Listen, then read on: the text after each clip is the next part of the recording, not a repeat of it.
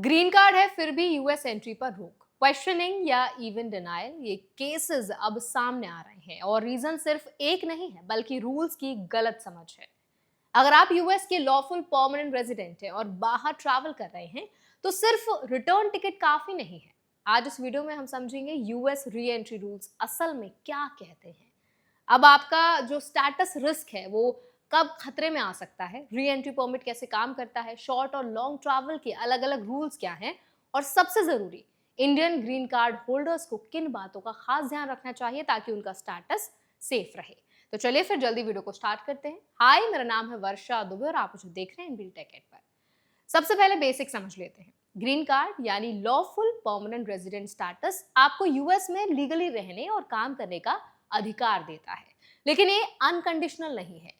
US immigration law के तहत ये माना जाता है कि आप यूएस को अपना प्राइमरी रेजिडेंस मानते हैं।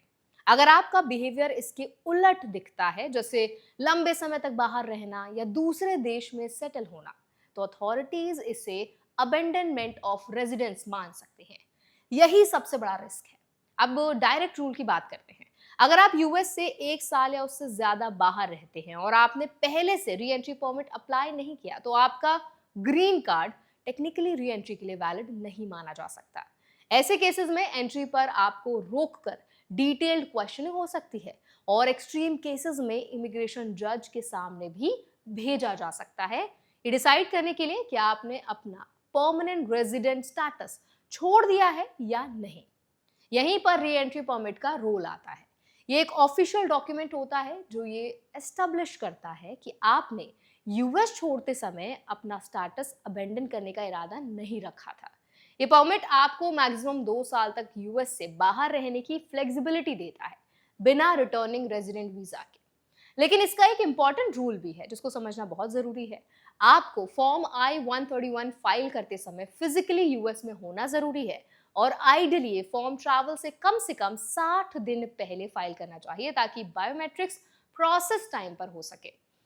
एक प्रैक्टिकल पॉइंट ये है कि अप्रूवल के समय आपका यूएस में होना जरूरी नहीं है अगर आपके बायोमेट्रिक्स ऑलरेडी कंप्लीट हो चुके हैं।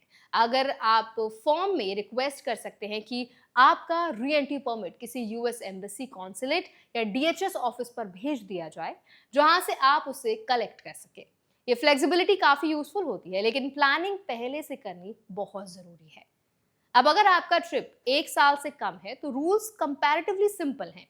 ऐसे में आपको री एंट्री परमिट की जरूरत नहीं होती और आप अपने परमानेंट रेजिडेंट कार्ड यानी फॉर्म I-551 के साथ ट्रैवल कर सकते हैं।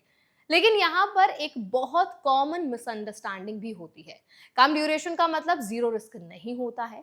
अगर आप बार बार लंबे ट्रिप्स लेते हैं या हर बार कई महीनों के लिए बाहर रहते हैं तो इवन शॉर्ट एब्सेंसेस भी स्क्रूटिनी ट्रिगर कर सकते हैं। अब एक और इम्पोर्टेंट एंगल, सिटीजनशिप प्लानिंग। अगर आप फ्यूचर में नेचुरलाइजेशन के लिए अप्लाई करना चाहते हैं तो कंटिन्यूअस रेजिडेंस का रूल बहुत ज्यादा क्रिटिकल हो जाता है। नॉर्मली आपको 5 साल तक यूएस में कंटिन्यूअस रेजिडेंस मेंटेन करनी होती है। आप अगर 6 महीने यानी 180 दिन से ज्यादा बाहर रहते हैं तो ये मान लिया जा सकता है कि आपकी कंटिन्यूअस रेजिडेंस ब्रेक हो गई है। हालांकि आप एविडेंस देकर इससे जस्टिफाई भी कर सकते हैं, लेकिन ये आसान बिल्कुल नहीं होता। अगर एब्सेंस 1 साल के करीब पहुंचता है तो ये रिस्क और बढ़ जाता है। और सबसे जरूरी बात, भले ही आपकी हर ट्रिप इंडिविजुअल लिमिट के अंदर हो, लेकिन अगर बार बार लंबे ड्यूरेशन के लिए बाहर रहते हैं तो कंबाइंड पैटर्न भी अथॉरिटीज को सिग्नल देता है कि आप यूएस को प्राइमरी रेजिडेंस नहीं मान रहे।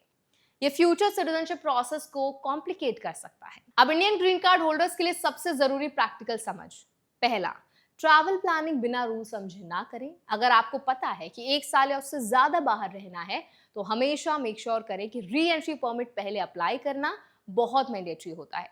दूसरा, यूएस टाइज मजबूत रखें, जैसे job, home, bank accounts, tax filings, ये सभी दिखाते हैं कि आपका बेस यूएस में ही है।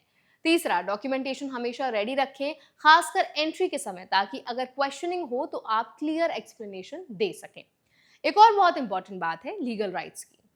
ग्रीन कार्ड होल्डर्स को जनरली यूएस में री एंट्री का राइट होता है, लेकिन ये एब्सोल्यूट बिल्कुल नहीं है। अगर अथॉरिटीज को लगे कि आपने रूल्स वायलेट किए हैं या स्टेटस अबैंडन किया है तो आपको वो रोक सकते हैं, पूछताछ कर सकते हैं और केस को आगे रिव्यू के लिए भी भेज सकते हैं।